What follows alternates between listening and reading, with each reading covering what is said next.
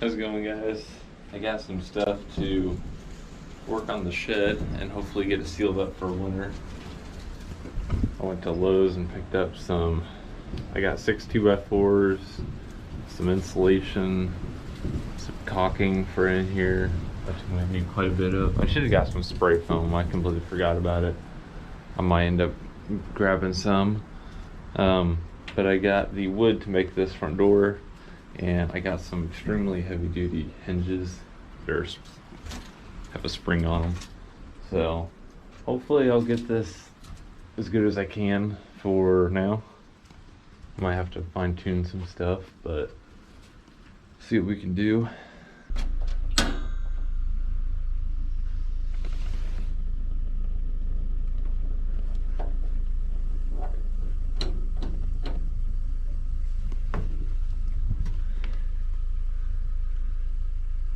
That should keep me warm in here. Good thing is the wind's coming out of the north, so this is the north side here with the window. So my open area shouldn't be too bad. Look at this.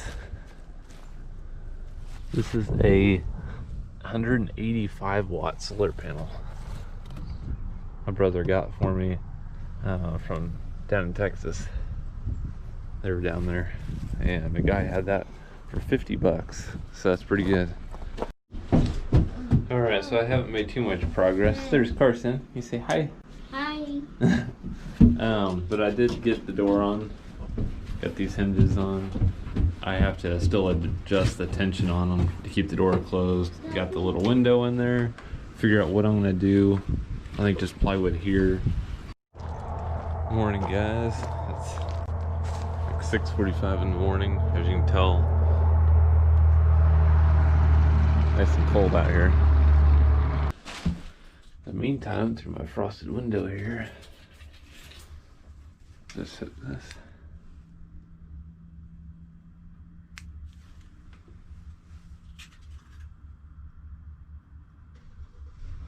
At least get my car warm.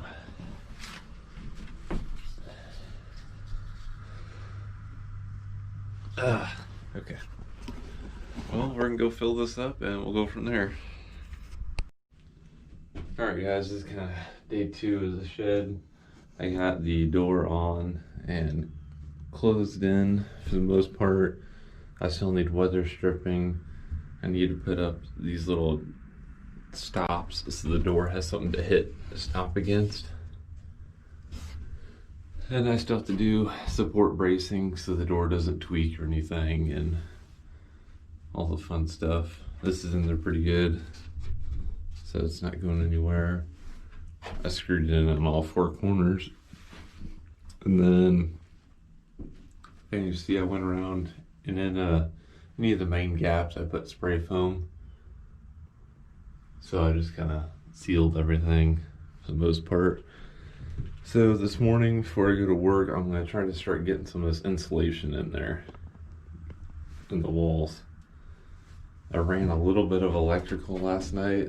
This whole part here, where it kind of goes around and goes up, and this whole thing's all temporary. I needed some kind of light. That's why I have these wood screws holding this on. I mean, it works. So, and as you guys, I guess, didn't see, is they had a fish pond or something like right out here. So he ended up burying the electrical when they were done with that. So we dug it up and found it, and I trenched along this little edge here all the way to the corner, and then ran wire up and in. So that's my main power, on and off as of right now. It's probably going to end up changing. I want to put an actual breaker panel, or breaker box. Well, I didn't get a whole lot done this morning. I did set out the panel out here. I brought all the batteries out, wired them, and they are all, I think, charged, hooked up to the charge controller. We're not pulling any power out of it right now. Alright guys, so that's pretty much it for tonight. The insulation is all up, at least all that I have. So it's not pretty, but it'll do the job. I moved the batteries up off the ground. My issue was today that Carson kept wanting to touch it. So I'm going to end up mounting all this stuff to the wall probably tomorrow morning for now. Because it'll probably be, I'm guessing, around the summer when I get to actually getting panels for all this. So I'm going to make an actual shelf. This is just temporary scrap wood that I had laying right here. Alright, so I got this all set up right now. So my light switch, I'm going to flip it here. Turns my lights on and off. My temporary lights. If you're wondering why one's up there and one's there, is because I needed something to put in between these to actually screw it to. And I had a chunk of wood, or 2 chunks of wood. That one was bigger than this one. And the brackets on the back of these, I don't know if you can see, it's like it has to fit the center driver of that LED. And it's like the exact width down here, but it's like it tapers and it's like way too big for down here. So that's why. But I'm changing all that anyways. So I added the wire that came out of here. I went ahead and put an outlet on there. And apparently I grabbed a jumbo outlet cover and I didn't realize it because it's way bigger than the other one, but I will fix that. And I need to still flop that around.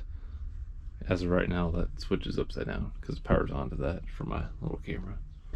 But yeah, so I just cut the wire and drill a hole as I kick my drill over right through here, and that pops out.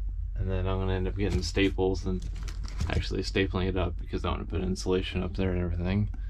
And then drilled a, I think, 1/2-inch hole here, ran it down. I need to staple this, and then I just have this kind of hanging here right now.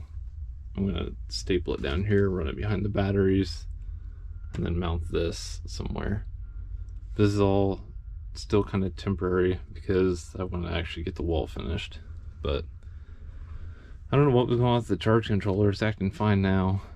So I don't know if there was a loose connection on the inside of it or what.